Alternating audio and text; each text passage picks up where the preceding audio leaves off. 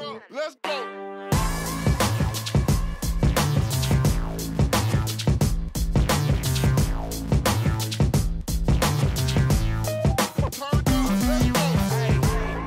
Já, komið sæl og velkomin í taktíkina. Það komið desember og við erum að hjóla í næst síðasta þátt fyrir jól.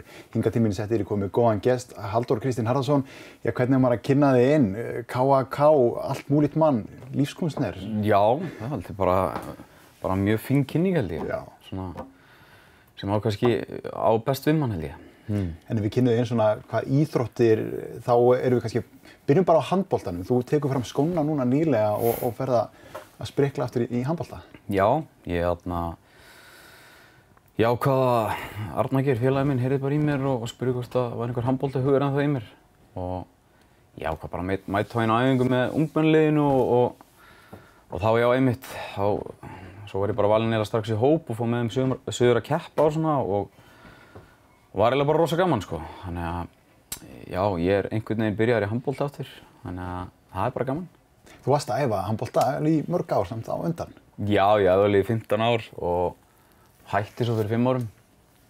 Bara fór að gera aðra hluti og svona og eitthvað, svona misti svona aðeins smá áhugann og svona. En hann einhvern veginn kom aftur núna. Nú voru rosalega mikla breytingar á handboltanum í bænum. Það var Akureyri handboltafélag, svo slítur KA samstarfinu og svo núna fyrir síðasta tímabil þá fer Þór að spila undir eigin merkjum. Hvernig er að vera komið Þórsmerkið á treyjuna? Já, það er svona held ég örugglega mest ástæðan fyrir því að maður hafi byrjað aftur. Það er einmitt það að vera með Þórs, ég er náttúrulega mikill Þórsari og að vera með Þórsmerkið á hjartanu. Það er svona eiginlega smá drifkraftur að maður hafi kannski tekið skóna aðeins fram og hvað ég segja, bara svona aðeins meira stolt held ég. Maður vill hjálpa og sýna félaginu og þannig þetta er geggjur tilfinning. Þetta skiptir máli hvaða merki er þarna og hvaða búning maður spilar í. Þetta er náttúrulega þetta deyja fyrir klúbbinn sem að Þórsarar lifa eftir, þannig að það er bara að vera með merki, það minnir mann á hver maður er. Já, það er alveg þannig. Ég er náttúrulega, svo ég segi, mikill Þórsari og ég er ekkert viss að ég hefði byrjað að mæta á handboltaæfingar aftur ef það væri kannski endilega undir Akureyri sko. En þetta er einmitt bara það að, þú veist, ég væri samt aldrei að þessu nema ég hefði ekki gaman að þessu sko. Og ég lifi svona dálítið á því sko. Mér finnst gaman að spila handbolta og sérstaklega fyrir þetta félag sko. Og strax mættur í hóp, strax farin að spila, hvernig tilfinning er það? Já, fyrir skrokkin var hún ekki góð sko. En það er bara ógeðslega gaman og ég held ég hef ekki gleymt miklu. En koma sér spilform og svona og ég er náttúrulega bara með ungmennaliðinu, en þetta eru strákar sem ég þjálfaði í handbolta þegar þeir voru í 7. flokki sko. Og það er rosalega gaman að þú veist, ég þjálfaði einu sinni og nú er ég farin að spila með þeim. Já. Aðeins svona að smá að kenna þeim á lífið og svona og já, bara að vera í hóp og vera komin í liðsíþrótt aftur. Það er svona líka dálítið gaman. En þetta er bara fjör sko. Stóra breytingin er náttúrulega líka að það eru fleiri sæti í boði þegar það eru 2 lið að spila og í ungmennaliðunum þá sér maður líka ég á meiri séns á að fá sæti ef ég held áfram að æfa. Já, það er alveg þannig. Það er líka bara, mér finnst þetta flott pæling að kannski þeir sem að sitja á bekknum í meistaraflokk og svona, þeir einmitt geta litið á það, þú veist, geti spilað handbolta. Ég held að ég hafi hætt svona smá tímabili kannski út af smá bekkjarsetu og svona. En þarna, þú veist, það er allavega með 2 lið hjá Þór í rauninni meistaraflokki sem hægt er að þá að leita til ef þið langar að spila handbolta. Standardin er kannski hærri á meistaraflokknum og svona, en það er bara fyrir því bara hvað þú vilt gera. Já, en mórallinn, stemmingin, klefinn, er þetta ekki öðruvísi verandi að spila fyrir Þór? Jú, ég ætla nú svo sem ekkert að neita fyrir því að ég spilaði með Akureyri og spilaði með Hömrunum. Það var ekkert leiðileg stemming, en þetta breytist allt saman þegar þetta er komið yfir einmitt þín uppeldisfélög sko. Já. Og jú, menn eru svona, það eru fleiri menn núna kannski komnir og tilbúin til að hjálpa þessu félagi heldur en kannski þegar það var Akureyri. Maður er fann að sjá ný andlit aftur og svona. Gamlar kempur sem voru löngu hættir sko. Þannig að ég meina eins og það er nóg að liði núna sem að maður sá kannski ekki á leikjum hinum megin. En þetta bara, svona gerist þegar fólk, lið sameinast og svo þegar lið splittast upp, þá verða hlutinni stundum bara svona. Já. En það er bara jákvætt, það er samkeppni í bænum og svona og það er ekkert leiðilegra, sko. En svo er annað sport líka í þínu lífi sem við þurfum að tala það eru hnefaleikar. Já, ég svona aðeins verið að sprikkleika á það líka og ég mæti svona reglulega á hnefaleikaæfingar niðri í Laugagötu, HFA, Hnefaleikafélag Akureyrar. Og eiginlega dett þar bara inn eftir að hafa verið að æfa jiu-jitsu í Fenri og þar fannst mér þetta heillandi og eitthvað sem ég held að ætti geta átt við mig. En ég mæti þar svona á og til þess að koma niður á jörðina. Þannig að það er bara gaman líka. Ég verð að viðurkenna það sjálfur að ég vissi bara ekkert af því að það væri Hnefaleikafélag Akureyrar fyrir stuttu síðan og þetta er dálítið falið sport. Já, þetta var, sko ég held svona cirka fyrir svona 15 árum síðan, það var ansi mikil uppbygging á þessu. En svo einhvern veginn dalaði það, en núna er þetta að koma inn aftur held ég.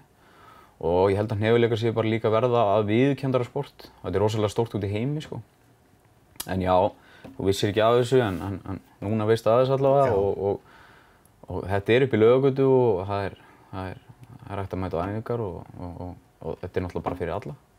En hvernig er það þegar maður mætir á æfingar? Hvernig er svona stígandinn í þessu? Ég er ekkert að mæta á fyrstu æfingu og vera bara lamin í klessu. Nei, engan veginn. Það mun seint gerast, sko. Daði yfirþjálfari er ansi strangur á því og ákveðinn að þú fær líka heldur ekkert að fara bara beint inn í hringinn nema þú sért gjörsamlega tilbúin til þess, sko. Og maður er alveg séð þá og það er alveg sýnt sig og sannað, sko. Þú mætir bara á æfingu kannski á grunnnámskeiði eitthvað og þar er bara kenntir öll grunnatriðin og þar eru ekki bara að tala grunnatriðin endilega í hnefaleikjum, heldur bara svo smá svona í lífinu líka.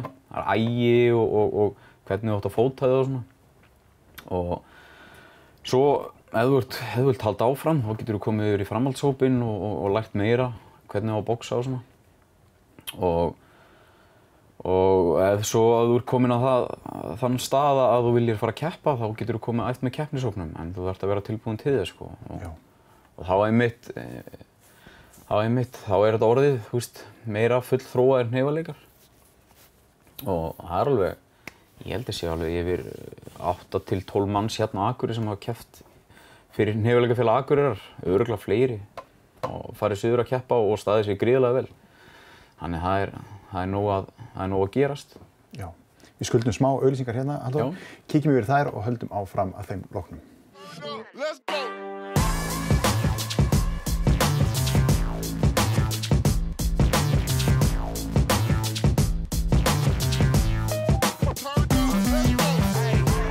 Við höldum áfram hérna í taktíkinni. Halldór, við vorum að tala hnefaleikana fyrir hliðið. Já. Við höldum aðeins áfram að tala þá. Þegar maður er komin svona aðeins lengra í þessu sporti og farin að mæta á æfingar, hvernig er svona æfingavikan? Ertu alltaf í hringnum eða? Nei, engan veginn. Þetta er náttúrulega bara, þú veist, alhliða styrktarþjálfun líka og rosa mikið af drillum. Drillur bara, þú veist, það er bara að gera síendurtekinn hlut aftur og aftur. Og þetta er eitt tæknigasta sport sem ég held ég verið í, þetta og jiu-jitsu. Þetta er rosa fjölbreytt en þú veist, einhæft á sama tíma, sko. Já. Þannig að þú ert ofta að gera sama hlutin aftur og aftur en þannig verður þú bara góður. Og já, nei, þú færð ekkert að stökkva beint bara inn í hringinum og sér tilbúin til þess, sko. Og það er ekkert alltaf, sko, en þetta er ákveðin rútína sem er oft sett upp á hverri æfingu og gengur bara smurt í gegn og alltaf gaman æfingu. Þannig að, já. Þetta er mjög taktískt eins og nefnir og ég veit að þú varst í kraftlýtingum þarna á undan og þú mætir stór og stæltur en það gildir bara, part af þessu eða jafnvel bara lítið? Já, það gildir bara eiginlega ekki neitt, sko. Jú, það er alltaf gott að vera í formi, alltaf gott að vera hraustur. En ég kynntist því svona freka vel þegar ég var kannski 93 kíló og var nýbúinn að keppa í kraftlýtingum og var búinn að standa mig bara ágætlega vel þar.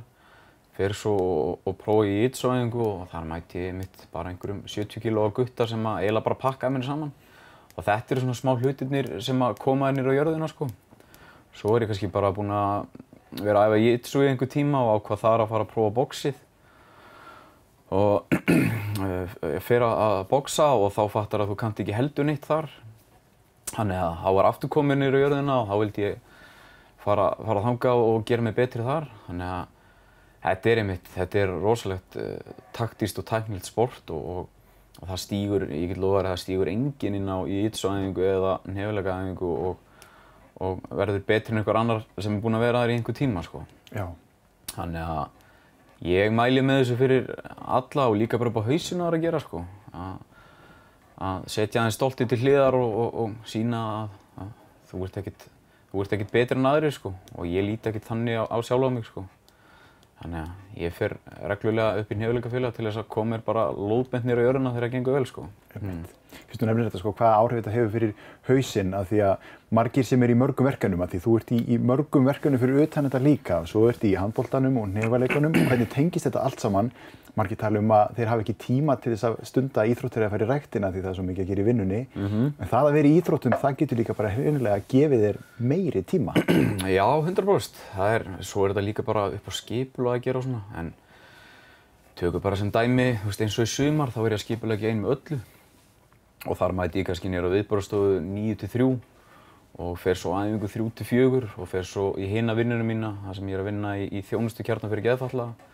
Þar er ég þar 4-12 og þarna er ég að eiga rosalega langan dag en samt alltaf orkumeiri heldur en ef ég hefði sleppt æfingu, sko. Þannig að íþróttir og hreyfing bara komdu því alltaf inn í daginn og rútínuna þína, sko.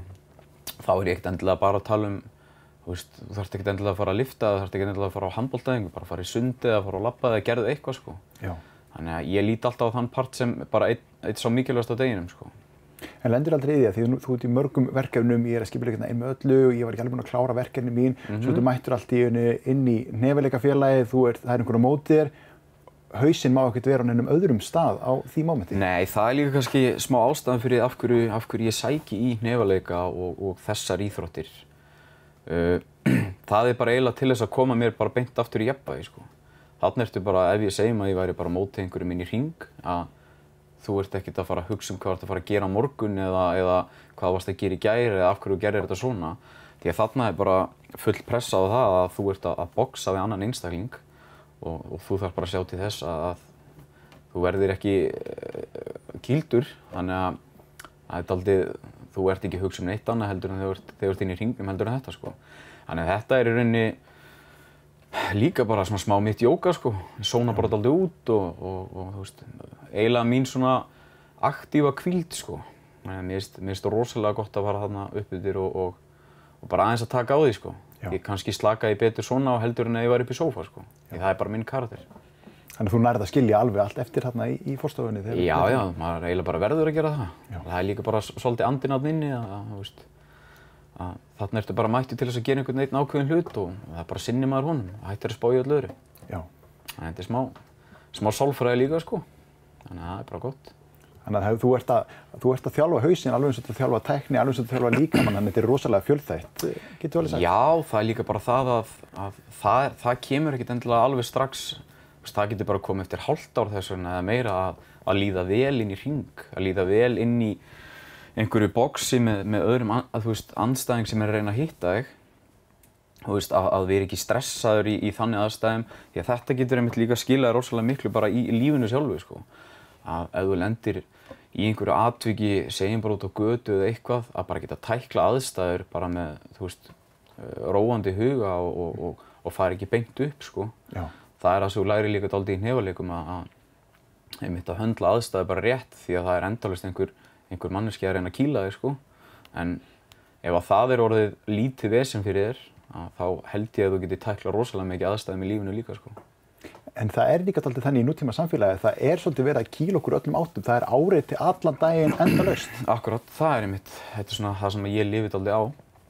Það er rosalega pressaður, það er endalaust verið að segja þér hvernig þú átt að vera inn á samfélagsspilum og öðru, hvað þú átt að afreka og bla bla bla, En ef þú ert endalaust að þjálfa sjálfa þig í að díla við svona aðstæður og þér sé bókstaflega eiginlega sama hvað fólki finnst þig og hvernig þú ert, þá kemstu held ég bara helviti langt og þið munu held ég líka bara líða frekar mikið betur, sko. Já. Þannig að þetta líka smá þessi partur, sko. Þannig að þetta sko hnefaleikar, þetta snýst ekkert endilega það að kýla þann sem á móti þig kaldan eða kýla niður í jörðina, þetta snýst bara að taka þátt í þessari sem listin að boxa. Ef ég verið hreinskilið þá eiginlega, mér finnst ekkert gott að kýla fólk, skilurðu, en þetta náttúrulega bara íþrótt og þetta eru hnefaleikar og í grunninn snýst þetta að vera ekki kýldur, sko, og fallegir hnefaleikar, ef þú ert búinn að vera lengi að boxa þá sérðu fallegan hnefaleika og svo sérðu slagsmál, sko. Þú veist, þetta ekki sami hluturinn. Þú veist, þetta náttúrulega bara íþrótt í grunninn og þarna bara, já, þarna eru komnir bara tveir vinir og æfingafélagar sem eru bara að fara að mæta okkur öðrum og svo hefur bara sparrað og svo hefur bara knúsast eftir lotu, sko. Og ég meina, ef þú getur gert þetta, þú getur farið á móti einhverjum félaginum og gert þetta og gefið honum knús eftir það og sagt bara, þú veist, takk fyrir æfinguna, þá held ég að sért á ansi góðan stað, finnst mér. Akkurat. Og þú sért ekki að taka það inn á því að einhver hafi náð að sigra þig eða gert eitthvað, sko. Þannig að það í rauninni skiptir ekki alveg öllu máli hver þarna mótið þér, þú þarft ekki að finna og átt náttúrulega alls ekki að finna fyrir einhverju hatrið þarna og það eiginlega fylgst með því ef að menn eru að taka of fast eða ósynlega. Já, það enginn sem endist inn í svona sporti ef hann ætlar að vera þarna á röngu forsendum. Og þú sérð ekkert bæjarslagsmál á hundana, þú sérð þá ekkert inn í hnefaleikafélagi í jiu-jitsu-félagi, sko. Nei. Þetta eru típurnar sem eiga bara að vera einhvers staðar allt annars staðar. Já. Og ef þú ert í jiu-jitsu þá áttu að vera fyrirmynd, ef þú ert í hnefaleikum þá áttu að vera fyrirmynd, kraftlyftingum fyrirmynd, handbolta fyrirmynd. Þú veist, ef þú ert í íþróttum þá áttu að sína fyrirmynd og meðan þetta er íþrótt þá þarftu smá að fókusera á það líka. Það tekið á því ef það er farið á hart og það er ekki það sem þetta snýst um. Kannski þegar þú ert að keppa en þá ertu farin að keppa. En já, það fylgst mjög vel og Daði, yfirþjálfari og þjálfararnir niður frá taka mjög hart á þessu. Þú fær ekkert að komast upp með neitt bullana, sko. Þannig að það er ekki það sem þetta snýst um. Mitt. Við komumst heldur ekki hjá því að taka smá auglýsingar hérna aftur. Kíkjum í örstutt hlé. Já.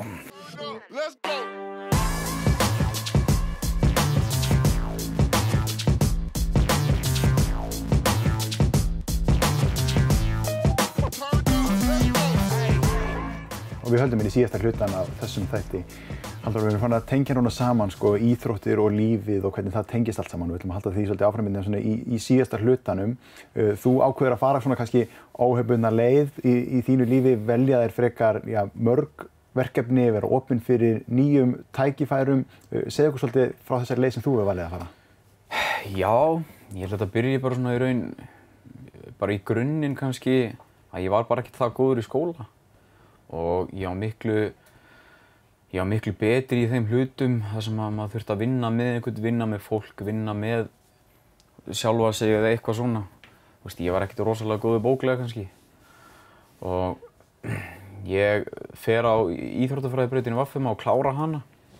Hins vegar klára ég ekki stúdentinn því að mér bara leið ekki vel að inni, en það er bara minn karakter. Þannig að það var svona smá þungur eftir það að maður hugsaði bara, á ég mér enga framtíð því að ég er ekki að fara að klára skóla og hef ég ekkert núna fyrir stafni hvað á ég að gera og er ég bara að fara að vera 8-4 og það var eitthvað sem gerði mér hræddan, sko. En svo reið maður sig bara upp á því og fór bara einmitt að vinna með sjálfan sig og finna sér verkefni og fleira og það hefur aldrei bara svona eiginlega skapað mína eigin framtíð núna, sko. Það einmitt þessar tvær leiðir sem þetta að fara. Það að fara og halda áfram þessa menntaleiði sem margir velja og það eru ákveðin skref sem eru sett fyrir þið þar og haldið utan um þig. Svo er hin leiðin þar sem að þú þarft að taka svolítið sjálfur ábyrgð því þú velur að fara einhverja aðra leið. Já, það er alveg þannig. Mér finnst sú leið bara skemmtilegri og einmitt eins og þú segir, ég sanka að með verkefnum og prófa allt. Þú veist, mikið af verkefnum sem tala við mig og spurt hefur áhuga að gera þetta, getur hjálpað með þetta. Hellingaverkefni sem ég ekki hugmynd hvað ég er að fara út í, en ákvað bara frekar að segja já og kýla á það í staðinn fyrir ekki og þannig safnaði ég reynslu í rosalega mikið af fjölþættum verkefnum og hlutum í gegnum lífið, sko. Því við þurfum líka bara í samfélaginu á því að halda, eins og sérhæfing er nú góð og frábæra mörgum sviðum, þá þurfum við líka á því að halda einhverju séu fjölhæfur og bara til í að takast á við verkefni. Já, það er alveg þannig. Það er, þú veist, ég ber alveg jafn mikla virðingu fyrir, þú veist, alveg jafn mikla virðingu fyrir einhverju fólki sem er einmitt bara í einhverju 8-4 vinnu og er bara að gera sitt og svo típum kannski eins og mér, sko. Við þurfum allt þetta fólk í samfélagið. Þetta þarf að vera fjölbreytt og fólk þarf að vera reiðubúið til þess að skapa eitthvað nýtt og gera eitthvað nýtt. Þannig að ég held að þetta verður alltaf og þetta er líka að koma miklu meira upp núna. Fólk er að finna sínar eigin vinnur, fólk er að þróa sína eigin eiginleika og farið að finna það sem því finnst skemmtilegt að skapa atvinnu kringu það og svona. Það er basically bara lífið mitt, sko. Já. Að einmitt að finna mér eitthvað sem ég hef gaman að. Og þetta er þá líka svo nátengt íþróttum sem við erum búin að nefna því að þegar þú ert með þessi mörg og mismunandi verkefni, þau taka enda, það er einhver svona lokapunktur, það er hátíð og það er veisla, ég get haldið upp á það og það er ákveðið markmiði lokið. Já. Þetta er alveg eins og í íþróttunum, það er ákveðið markmiði lokið, ég er búin að lyfta þessari þyngd, ég er búin að ná að gera þetta í handboltanum, spila þennan leik, vinna eða tapa. Þannig að þetta tengist allt saman. Heldur þú fáir þetta ekki líka svolítið úr íþróttunum, þessa markmiðasetningu? Jú, 100% og ég tala alltaf fyrir því að þú veist, ef þú eignast barn, settu það þá í íþróttir, sko. Settu það þá í einhverja hreyfingu, eitthvað sem að skapar þetta umhverfið og þú lærir að fara í gegnum lífið, þú finnur ósigrana og finnur sigrana og bara það að díla við hluti í íþróttum, bara að tapa, það mun alltaf hjálpa þér á allan hátt í lífinu þegar kemur svo eitthvað upp vinnulega séð eða verkefnilega séð eitthvað, sko. Já. Maður þarf líka að geta að mætt þessum ósigrum, eins og þú segir. Þannig að íþróttir og svo þessi verkefni sem maður tekur sér fyrir hendur og vinna og svona, ég held að þetta haldist alltaf saman í hendur og er alltaf miklu meira jákvætt fyrir heldur en neikvætt, sko. Já. Þetta er gríðarlega mikilvægt tól og gott fyrir það foreldrar sem er að horfa á að hafa þetta í huga, til dæmis það að ég er ekki valinn í lið, það er partur af því yfir íþróttum eða ég tapa, ekki endilega vera að kvappa yfir því við þjálfarann, heldur að leyfa því að gerast, leyfa mönnum að tækla það, því svo er til dæmis skólinn er búinn, ég hef ekkert í stafni hvað ég gera, ég er ekki í liði, hvað gerir ég þá?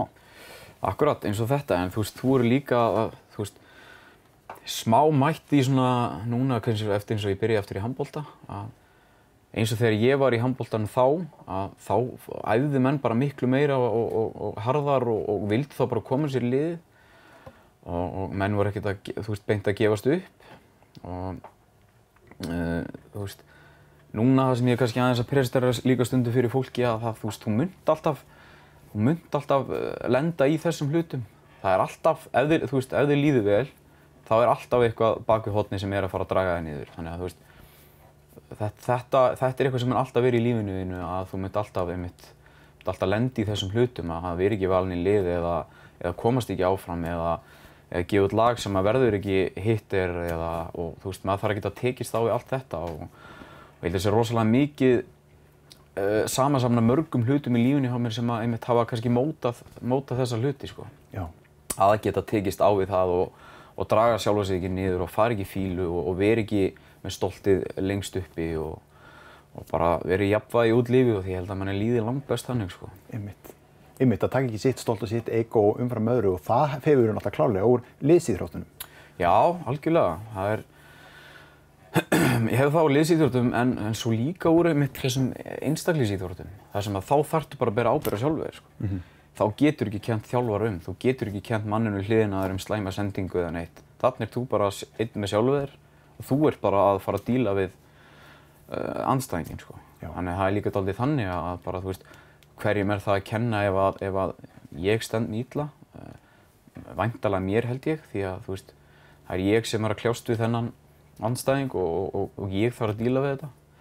Þannig að ég held að það sé líka, auðvitað líka í liðsíþróttum, að, þú veist, menn þurfa að tækla ósigra og sigra saman, en það gerir liðsheild líka. Þannig að það er liðsheild. Liðsheild er ekki að fara að kenna næsta manni eða eitthvað, það er bara keyrt áfram veginn, sko. Og þannig verður gott íþróttalið til, sko. Einmitt, því sigrar og ósigrar, þeir eru ekki bara á vellinum eða í keppni, þeir eru líka inn á æfingum og maður þekkir líka á æfingum að lenda á veggjum, þú ert að reyna með einhverja þyngd, búin að vera fastur í ákveðinni þyngd, maður staðnar, ég næ ekki að hlaupa hraðar en þetta í sama hvað sportið ég held að kannist flest við það að lenda á þessum vegg, en þá spurning hvert leita ég og hvernig finn ég leiðina framhjá honum og þetta er eitthvað sem að þú notar líka í daglegu lífi og þinni vinnu. Já, ég að mínum að þetta frekar lausna með þér, finnst mér allavega. Ég rosalega, ég verð svona smá pirraður þegar fólk hugsar ekki í lausnum. Það fer svona smá í taugarnar á mér. Já, mér finnst að vera svona smá ákveðin uppgjöf. Þú veist, það hægt að finna lausnir á gjörsamlega öllu og það bara búið að sýna sig og sanna. Að fólk sem að pirra sig yfir ákveðin litlu hluti, að þetta gengur ekki upp eða fer í fílu eða eitthvað svona. Það aldrei, þú veist, þú nærði eiginlega ekkert árangrið þannig, sko. Þannig að ég held basically að ég hafi bara reddað mér í gegnum lífið, sko. Bara af því að vera kannski karakterinn ég og bara finna út úr öllu. Þú nærði alltaf miklu lengra þannig heldur en ekki, sko. Já. Og svo hefur hann að rauða þráði gegnum alla þessa sögur sem búin að fara yfir. Það eru íþróttir alltaf út í gegn. Já, það er það, þú veist. Ég er tónlistarmaður, ég vinn í skemmtanalífi, inn í einhverjum svona ákveðnum bransa, ég vinn með geðfötluðum og þú veist, þarna held ég sama þó að það sé miklu meira að gera hjá mér í tónlistinni, þó maður sé að vaka á nóttinni. Í einhverju svona þá alltaf held ég það að mæta á æfingu daginn eftir og halda bara sönsum, sko. Að halda jafnvæginu gegnum það. Já, það held ég hausnum að er miklu meira fress heldur en ekki, sko. Tíminn er liðinn hjá okkur, Halldór, takk kærlega fyrir að koma í settið og segja okkur þína sögu og veita okkur innblástur með henni. Já, takk sömuleiðis, takk fyrir að hafa mig. Og takk áhorfendur fyrir áhorfið. Við erum svo líka aðgengileg á Facebook, á YouTube og podcastið, þannig að það er alltaf hægt að nálgast þáttinn. Við sjáumst í næstu viku.